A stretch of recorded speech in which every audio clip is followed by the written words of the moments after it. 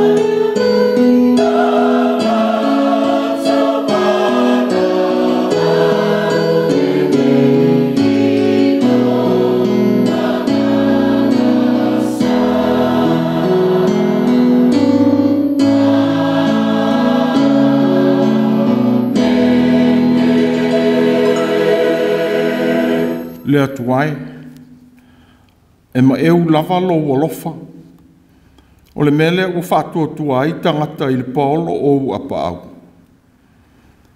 E maalilia I lātou I melo lolo ua I lo fale, e te whainu mia fo I lātou I le vaitafe o au mea whaafiafia. O wā o loo ia te oe le puna o le ola, o lo malmalama, mātou te iloa ai le malmalama. Se o tātou te tāno. Le atuai o le ola, ma le ola e le uma. Ua mātou wifo atu I laupa ia I le nei tāpua inga mō mātou loto whanau nau. Ia whaia mauvi inga. Ua mātou te tālo, ia whio maia nganga pa iai.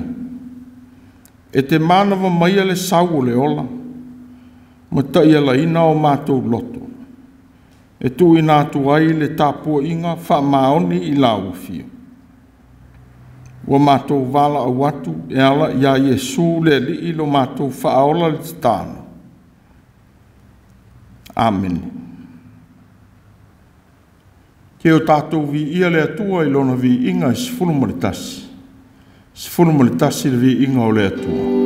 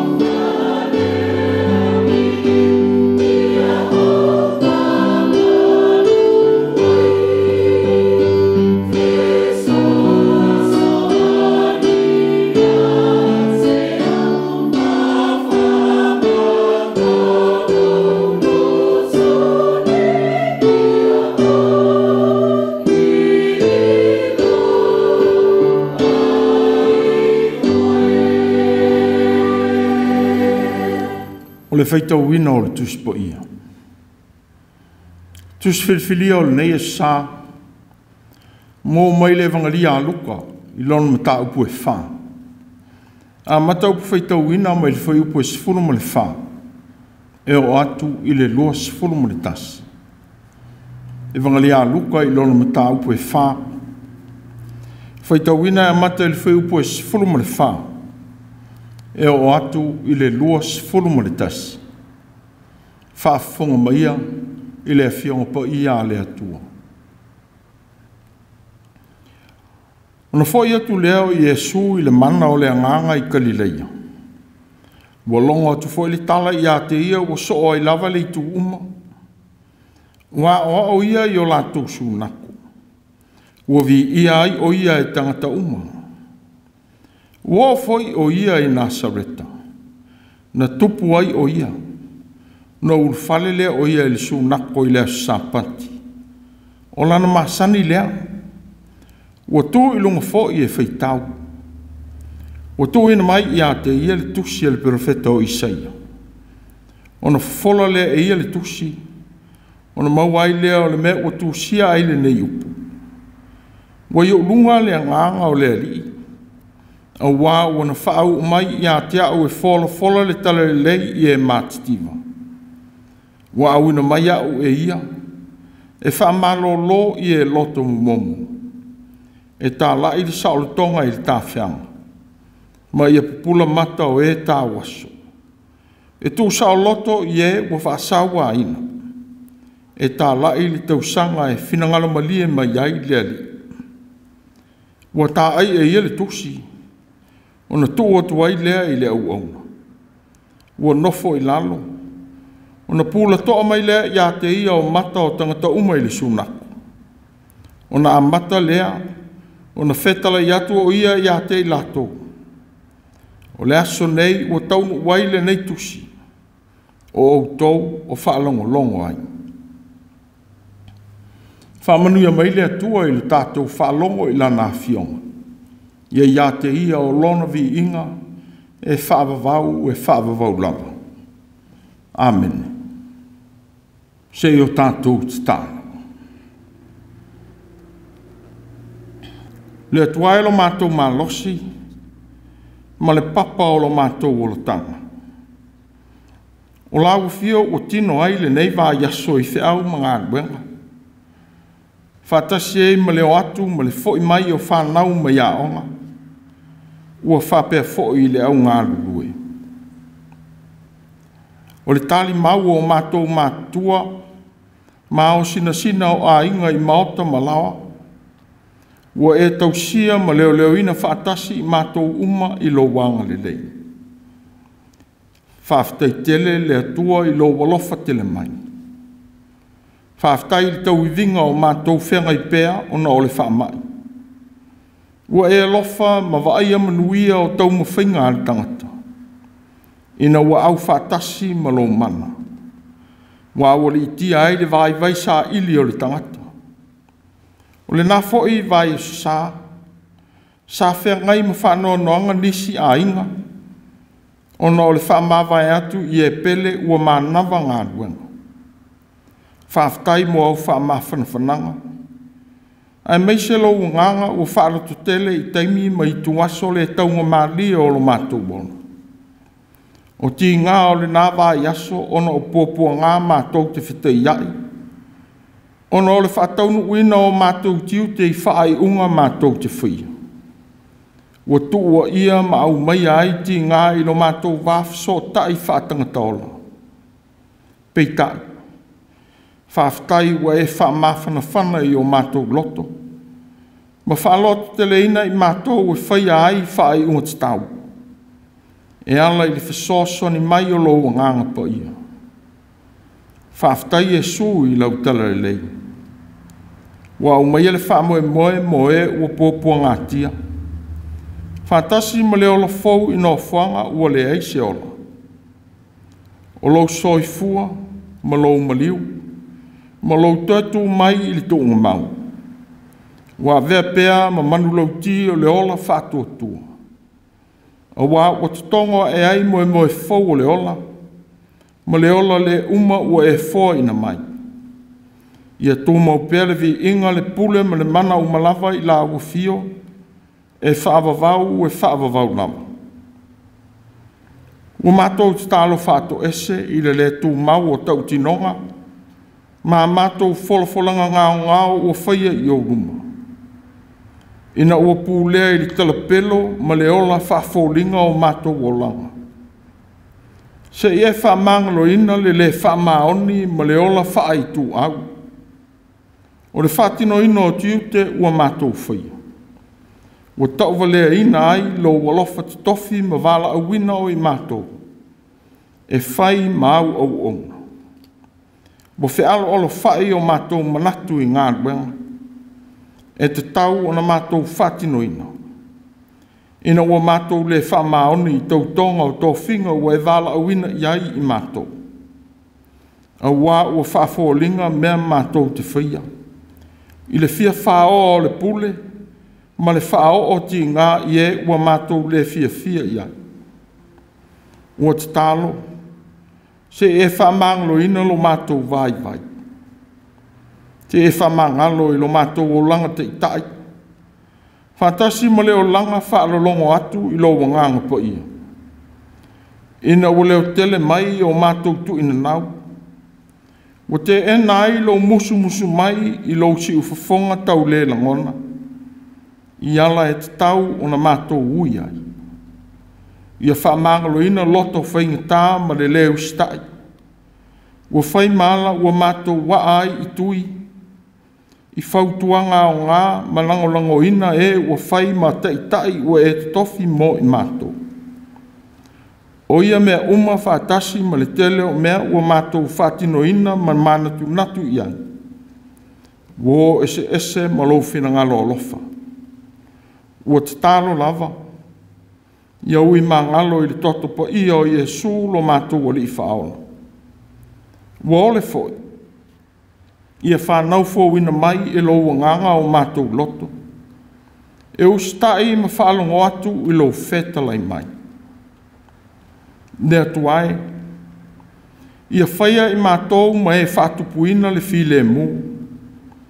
I le mea o iai le wheitangai.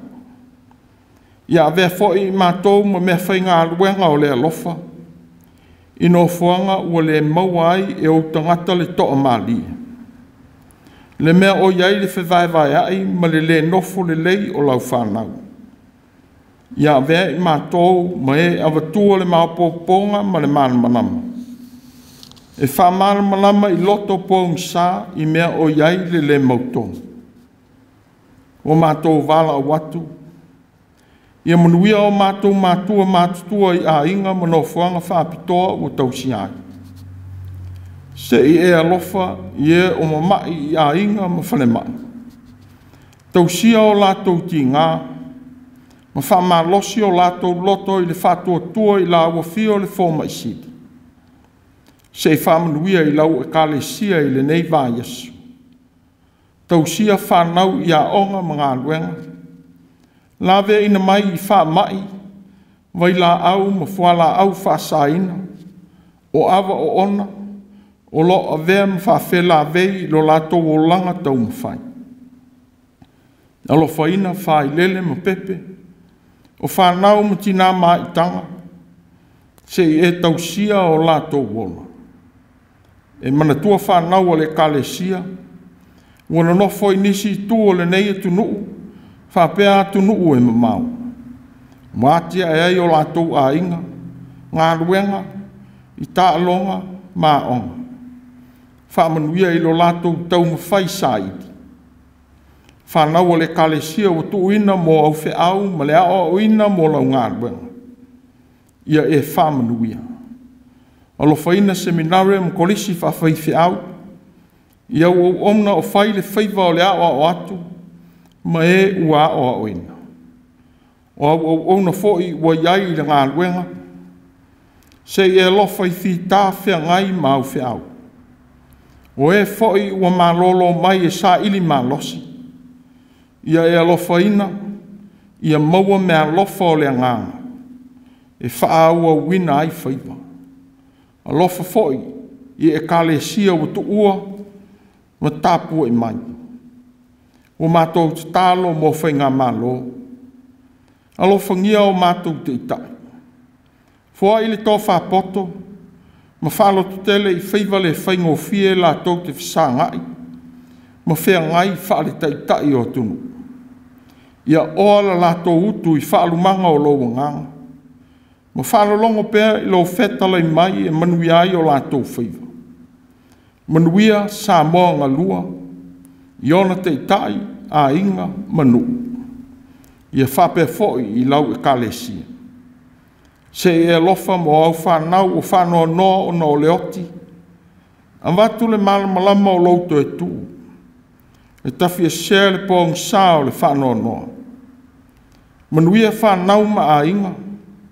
O sā moa ai tau malele i so se i tū o le rolangi o no nofo ai. Alo whaina au no fō mai ma tausi mai. Ia whape foi e tunu o wā a fia i le whama.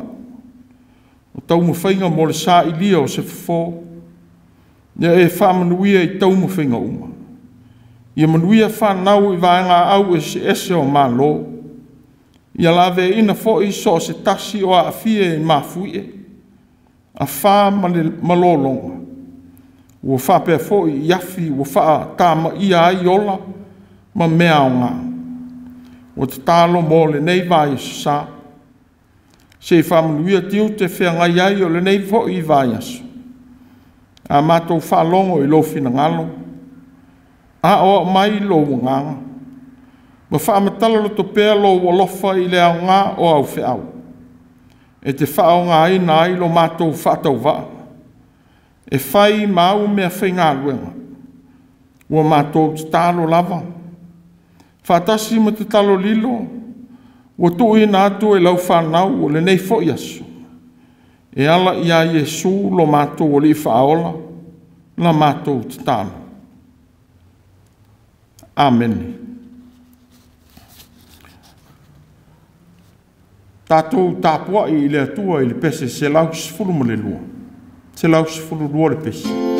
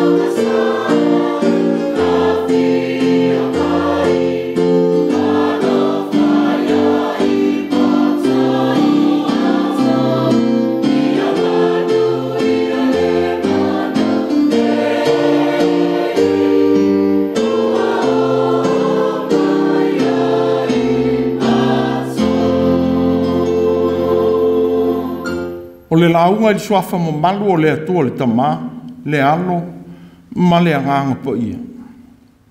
Wa maula mtua o le launga i le tusi feita waso o le neifo yaso.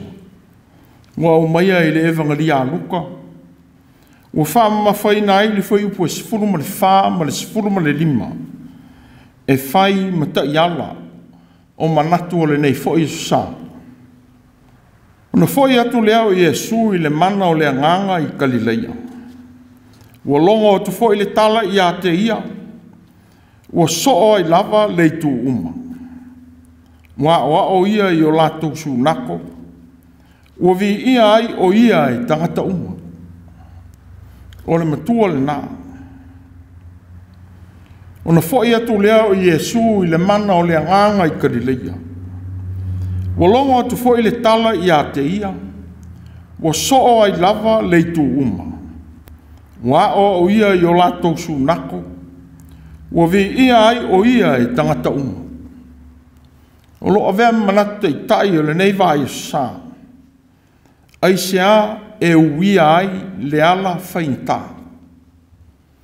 Ai sea e uia ai le ala whainta. Au tato iai le vai tau o palotanga. O whai lo sui whaatutu o vanga whai o malo. Whaatasi maala o alatou anawa tau ave o pūlenga whai.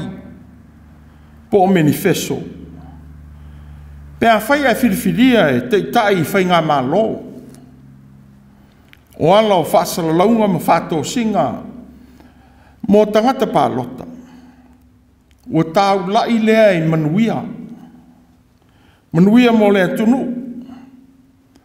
Ai maise le tele o manuia e maua. E tangata teito o tas.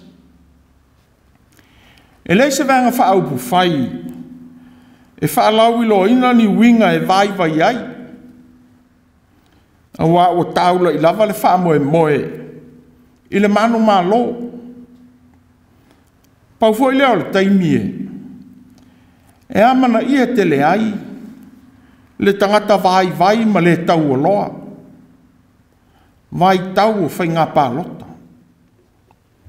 Ma le whiriwhilia o sui, mō whai ngā malo. A wā o tā ua le pālota le tangata vai vai. I le tō a whainga, e malo ai sui tau vā. O se whainga whaatemo ka lasi lea. O loo whao ngā ina e tunu uma o le lalolangi. O le tele au sui tau wā. E fola manuia mo e vai vai. Tangata mātitiva i ta mau a inga o le lalolangi. Tangata le tau a loa. Ma tangata mau a lalo. Po mau lalo i tonu. O atunu o manu te itasi. Peitai. O le tele lava o sui tau wā. E ngana le tangata vai vai na maua ai lea whai o pālota ua tūla i ai. Ai whaasanga le manatu i ena te itai le whai o whātō sina. Whātasi mai e le leita mau a inga. Na langolango ina tau mawhainga. E whātupe ina ia tau ia. A leo lea. Wa vai mo mua le a inga i tūlanga le lei. Ona whato a sia lea. Pe o le whasoa i tangata vai vai. Pe le tau i ai. A leo le nā foi. Se ila talata i leisi foi whai ngā pālota. Ona toe a sia foi lea i ni folanga. Ma ni tau tinonga se tele. E le tau nuu. Ai se a e uia ai lea ala whaingita. Ta si al tali. Ia tau nuu i le manu ngā lo le sui tau wā. Po o se vāenga whaaupu whai. Mai whaatau nuu ina folanga pe a manu ngā lo. Ai whape whea ai le manu ngā lo. Sa ili lo leo nisie. E tu wai i ai. Po ni mea leanga i tua ia. E masalosalo na whaia e se vaenga. Po o ni tangata. Ua mafua ai o na tō i lalo le taunu whainga. O se tasi o whainga tā tele. I lo tātou o tunu i pālota. O le whaalau i loa ina alo ia o sui whaatutu whaatasi maanga waa. E ma whai ona i loa lau tele ai e tangata. E whaia i ai a lātou whiriwhiringa. A wā o le tele lava o tangata. E wa ai i anga waa i a o onga.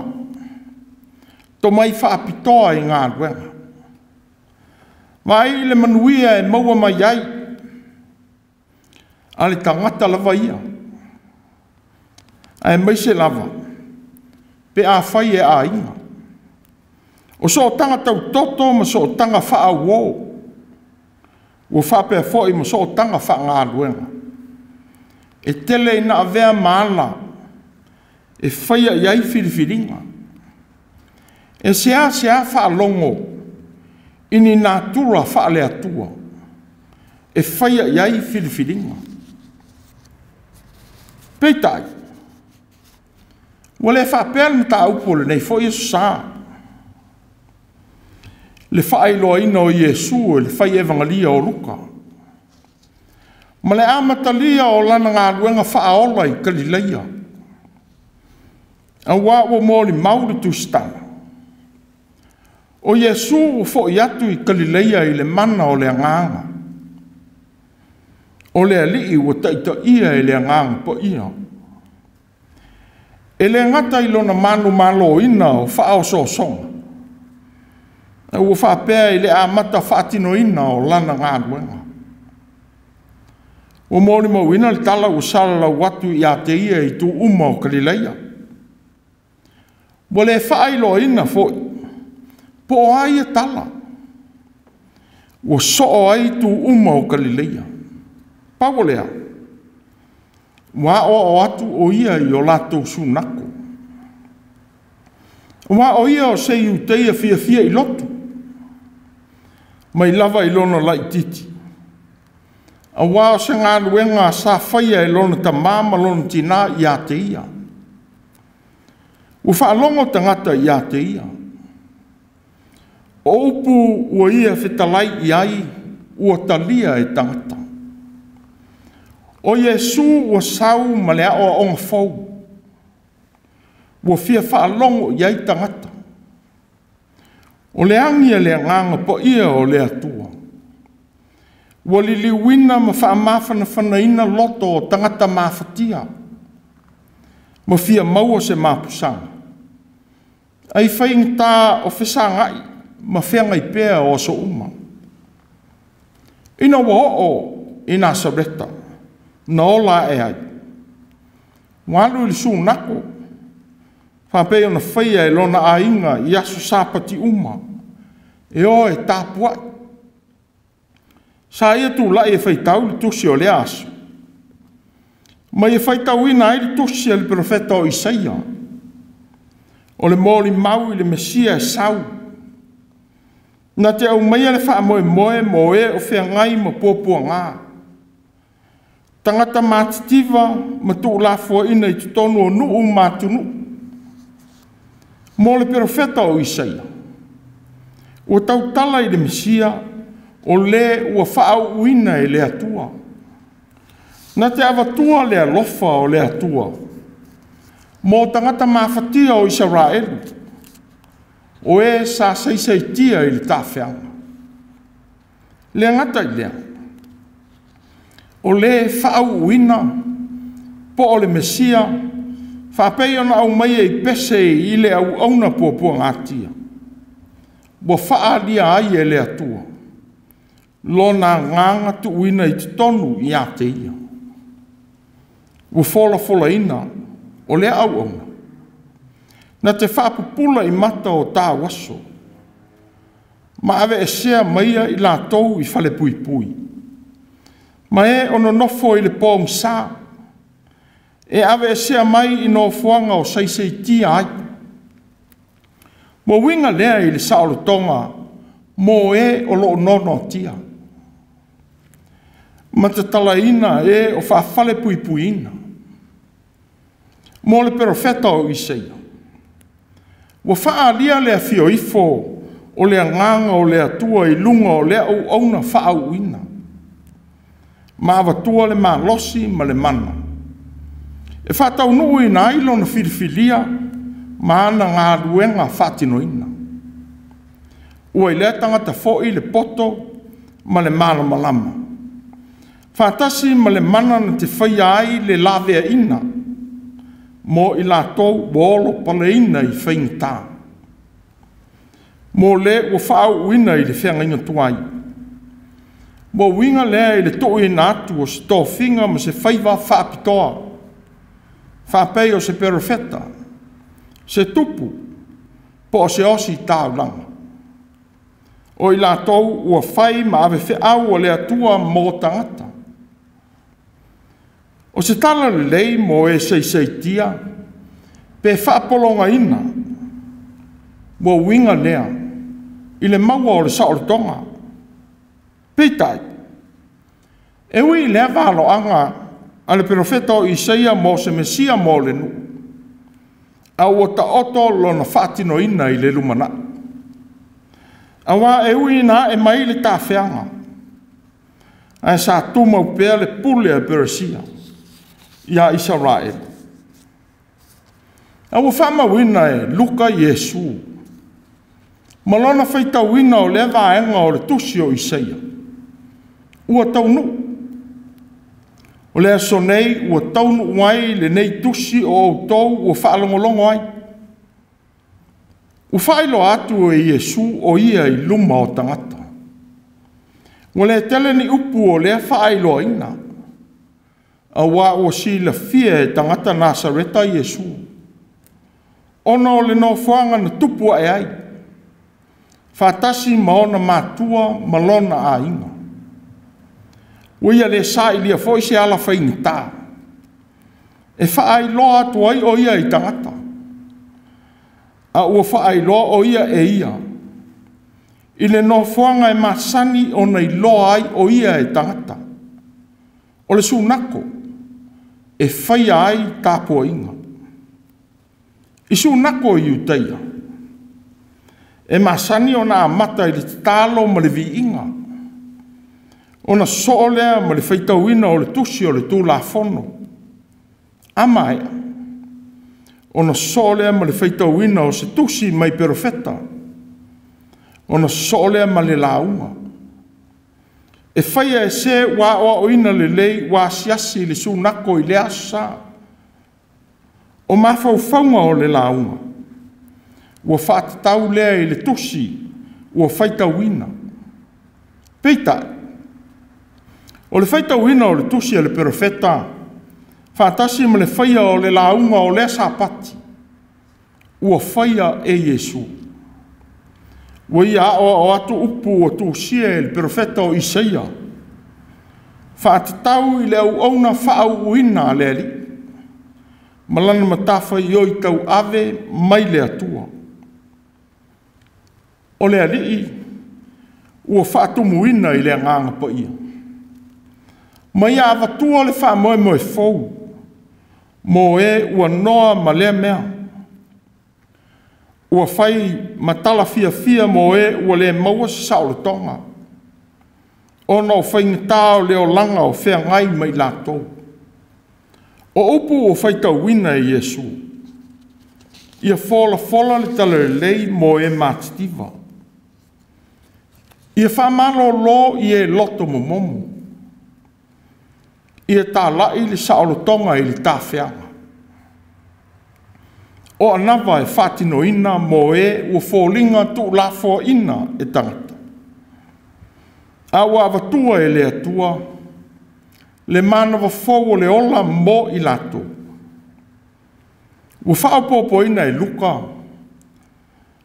le whaapupula ina o mata o e tā waso.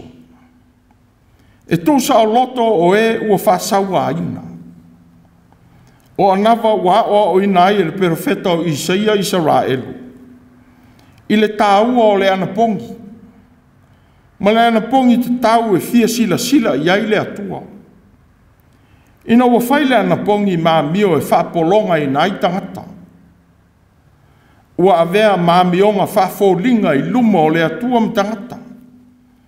E i la tau o whaia lea tu whaale tapua inga. Sa whautua ina e le profeta le tāua o lea mio. E whaia ai lea tu whaale tapua inga. Ia whaile ana pongi maala e te tala ina fusi. Ua saise i tia ai tangata i lea mio leanga. A toa ma le whasaolo to ina o tangata. I avenga maamo ese ese. Ua whae e i o lato ua. Una o lea mio le matau aisi. Ua talo sanga ina ai le te tau na avele ana pongi. Maala e whapupula ina ai mata o tangata. Ua whatau ina. Ma whatau o so ina. Ile anga sama. Ia i loa atu le matango fie. O le ola i le nganga o le atua. Whatasi ma e o whea ngai mati ngā o le ola i le tino. Ona o le pō o le vai. E tā lai le tausanga e whina ngalo malie mai ai le li. O tā ua e luka e mātitiva. E loto mumomu.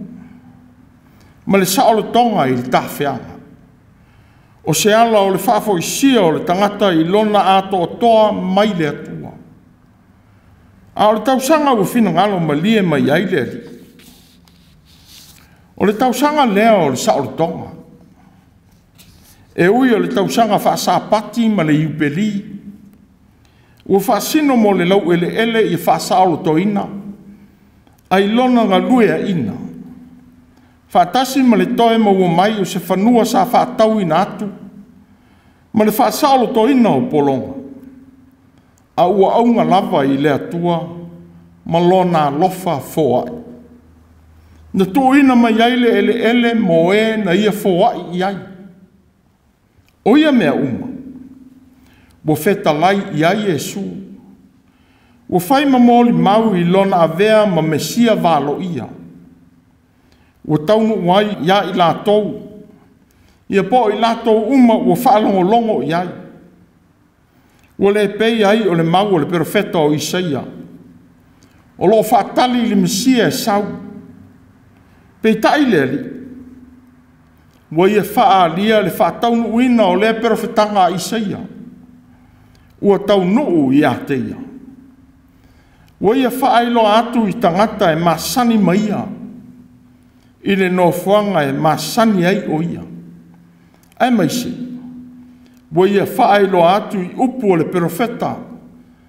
Ua loa ona masani i ai tangata. Ua whaalongo fo'i ma loa ona whaalongo i ai.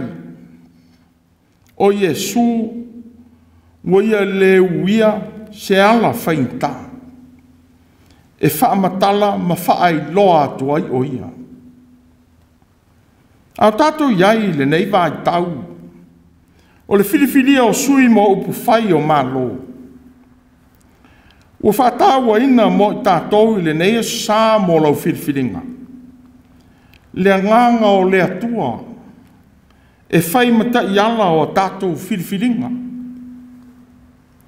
E manino ai le ala e te whai ai lau pārata. O wā o le ala ua whaasino ina mai e Yesu. Na foi ai Galileia i le mea na ola e ai. E fola ina atu le tala fia o lona fia mai. E awatua le whaao le tanga. E tō ina atu le sao le tonga. Ma awatua le mapusanga mo e o puapua ngā tia ma olo palaina. Mai lava i le teimi. Nei e fola ina ai lea ngā luenga o lona fia mai. Sa ia tuuina ato atu lona soifua ma le wha maoni. I lea tautonga pa ia. Mo i tātou tangata angasanga. Le voice taimi na ia te ena ai. Le whataunu uina o lea nawa tausia. I ona whaiva whaamisi. No o lava i le oti. e lei whaafiti. Ina ia au mai alo tātou sao le tonga. O tātou le filifilia o ia. A o ia o filifilia i tātou. O le nganga sa whamalosia ma whaaloto tele i tua so uma. Na whetaia iai ma whaingita o na whaiva. O lea o tātou matauina ai pea le mamalu. Pa ia, manuia, ma lea lofa o ana whaai unga e whaia. Wa ia tau sia ai pea le wha maoni o lana tau tonga. I le tau aveina, ma le whaatinoina o lona tū langa whamesia. O ia o lo tātou whaola. O tātou whaalongo i le tele o wholfolanga o manifesto a vaenga whaaupu whai. O whapea whaisui tau wā mo i tū mālo. I mea whaia mo tangata tei tō tasi manu. E o lo whoi mo nai tangata vai vai. E mauti noa le se e tia atu ai. A o whangu ina i tātou uma i le tāua. O le whaia o lau pālota. O lou leo ma lou sao lea i upu whai o mā lo. Mana tu natu i le nganga pa ia o lea tua. E taita ia lau whirwhiringa. O loo puno pea le kalesia i le tatalo. Ia whaseno mai e lea tua. E ala ia tātou whirwhiringa ni taitai e mātatau i lea tua i o lātou whaiva. E taita ia whainga malo. E mauti noa lava, o le tele o sui whaatutu o tangata kerisiano. O tangata anga salafo i whapeo i tātou uma. Peitai. E mo mia ni e taita ia ma whaalo longo i lea nganga i alatou whaai uma. Whaatasi ma le tausia o anawa fola ina. Ma tau tonga wha maoni le tau aveina o lātou tofi. Ia tutusa ai le manatu i le taimi o whaato sina. Ma le manatua o manuia mo e vai na fola ina. Ina ua whaapale ina. Ia manatua ai le tangata mativa. Le tangata le tau aloa. Ma le tangata o lo pala ina. Ia mionga whatau ma oi a e malolosi ma lima ua mea. Ia si tia lo lato wola. Whatasi ma le whaia o winga le lei. E mapu ia e le mawhatia o tangata uma. Wai tō telefoi te tai. Tātou te whiriwhiria e le whamaoni. O e nau ia umia le pule. Ma whaia lava le mea ua loto iai. Ai tia i manifesto po anava whaasala la wina o alatou te inga. Na whaia i whato sina. O le te talo. Ma le tātou te talo whaia pēa mō tātou te itai. Ia sina lofa le atua i o lātou whaiva. Ia ananga tā la lātou tō whasa ili. Ia lofa le atua. Whaao Sofia moe ngā ruanga i manatu le lei. E whaia ai whaai unga le lei mō tangata uma. Ma ia lātou whaalo longo o tupea. I le taita inga le nganga pa ia o le atua. O le foi le whamanatu mō tātou tangata kerisiano e le nei vai e sā. Ia taita ina i le nganga o tātou whaiva. Ia whaai e su o tātou loto i ngā ruenga me whiau e whaatinoina. Ia vea oe mau. O au nā le atua mo lo uso o wholinga vai. Ia whai maa ao le ali. I le tangata mawhatia. Ma saisai tia i whaingi tāo leo langa. I le nei vai tau le wha mai. Ia avea ma e langolango atu. I le ngaluenga tele o whea ngai mo tātou te itai le malo. O lo tau mu whaia le nei whawhi tāuti. Ia tausili ona e nau e talia fautuanga mai au na le atua. O li im tamai tai fo mai. Ua fo ina iai e le atua le iloa e tausi ai I tātou. Ia fai pea oe, maala e tala I atu lea ngā ruenga le lei. Ia pui ai oe, lou a inga, lou nuu ma lou tunu. Ile nei fai ni tāo, tau withi ma le lo langi. Ua whaalau ilo mai ia I tātou e ia au auna. I se ala fai ngofie. Ona o lea le whaali atu o le nganga. Le nganga o le atua I o lātou whaiva. Ona whai atu lea o Iesu I le mana o le nganga I Galileia. Ua longa o tu whai le tala I a te ia o so o ai lava le tu uma. Wa o ia I o lātou su nako.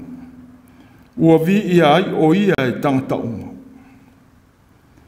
Ai sea e ui ai le ala whainita. Amen. Tātou pese I le pese sifuru mo le valu. Sifuru mo le valu pese tātou te pese ai.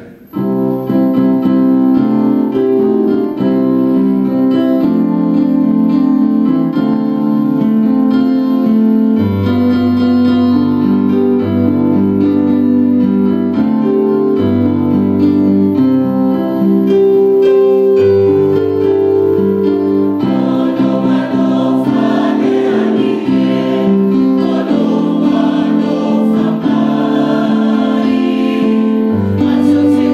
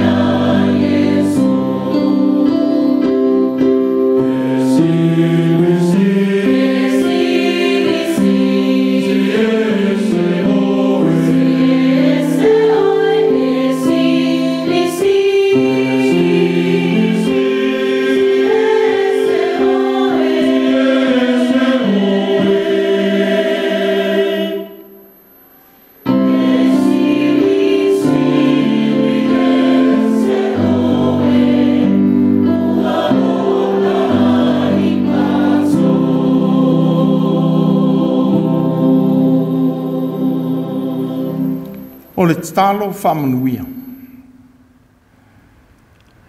Tausia ma leo ina I mātou uma. Nei mātou whaia whaai unga manuia ma sao. Ma ia whaari mai e lo wanganga ala tonu e ui ai.